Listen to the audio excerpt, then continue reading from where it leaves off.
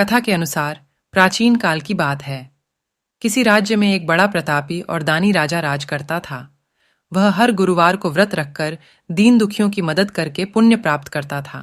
परंतु ये बात उसकी रानी को अच्छी नहीं लगती थी। वह न तो व्रत करती थी और न ही दान पुण्य में विश्वास रखती थी। इतना ही नहीं, वह राजा को भी ऐसा करने से मना करती थी। एक समय की बात है, राजा शिकार खेलने के लिए वन गए। घर पर रानी और दासी थीं। उसी समय गुरु बृहस्पति देव साधु का रूप धारण कर राजा के दरवाजे पर भिक्षा मांगने आए। साधु ने जब रानी से भिक्षा मांगी तो वह कहने लगी, हे साधु महाराज, मैं इस दान और पुण्य से तंग आ गई हूं। आप कोई ऐसा उपाय बताएं जिससे कि। इतना सुनकर बृहस्पति देव ने कहा, हे देवी, तुम बड़ी विचित्र हो। संतान और धन से कोई दुखी होता है। अगर अधिक धन है तो इसे शुभ कार्यों में लगाओ। कुंवारी कन्याओं का विवाह कराओ। विद्यालय और बाग बगीचे का निर्माण कराओ, जिससे तुम्हारे दोनों लोग सुधरें।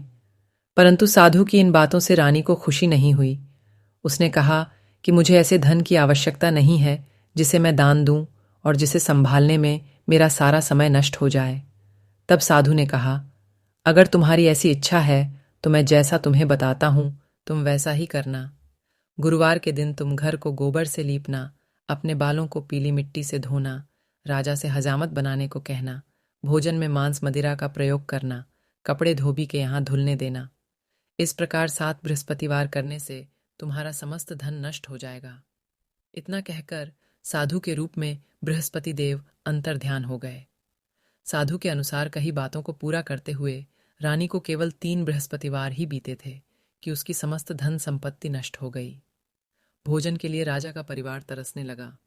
तब एक दिन राजा ने रानी से बोला कि हे रानी, तुम यहीं रहो, मैं दूसरे देश को जाता हूँ, क्योंकि यहाँ पर सभी लोग मुझे जानते हैं, इसलिए मैं कोई छोटा कार्य नहीं कर सकता। ऐसा कहकर राजा दूसरे देश चला गया। वहां वह जंगल से लकड़ी काटकर लाता और शहर में बेचता। इस तरह वह अपना जीवन व्यतीत करने लगा। इधर राजा के परदेश जाते ही रानी और दासी दुखी रहने लगी। एक बार जब रानी और दासी को 7 दिन तक बिना भोजन के रहना पड़ा तो रानी ने अपनी दासी से कहा, हे दासी, पास ही के नगर में मेरी बहन रहती है। वह बड़ी धनवान है।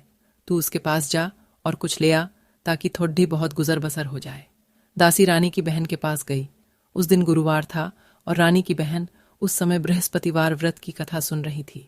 दासी ने रानी की बहन को अपनी रानी का संदेश दिया, लेकिन रानी की बड़ी बहन ने कोई उत्तर नहीं दिया।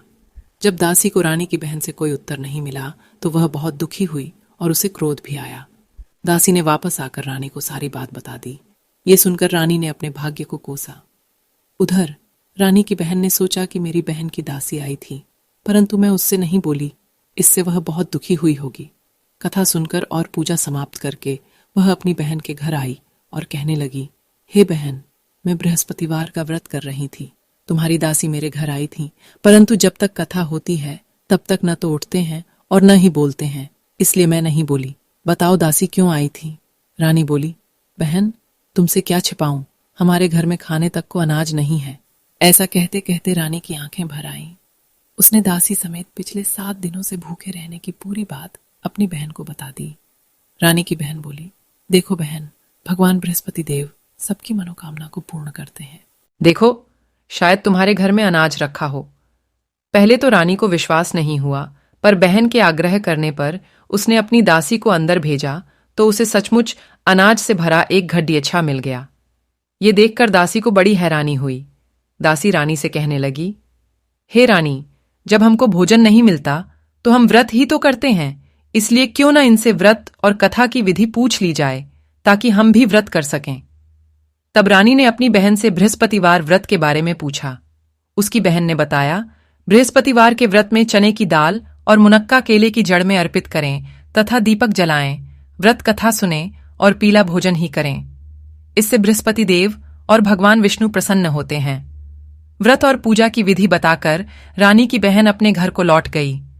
7 दिन के बाद जब गुरुवार आया तो रानी और दासी ने व्रत रखा। वह घुड़साल में जाकर चना और गुड़ लेकर आईं। फिर उससे केले की जड़ तथा विष्णु भगवान की पूजा की। अब पीला भोजन की चिंता को लेकर दोनों बहुत दुखी हुईं।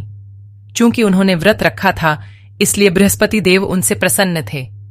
वह एक साधारण व्यक्ति का रूप धारण कर 2 थालों में पीला भोजन दासी को दे गए। भोजन पाकर दासी प्रसन्न हुई और फिर रानी के साथ मिलकर भोजन ग्रहण किया। उसके बाद वह सभी गुरुवार को व्रत और पूजा करने लगी। बृहस्पति देव की कृपा से उनके पास फिर से धन संपत्ति आ गई, परंतु रानी फिर से पहले की तरह आलस्य करने लगी।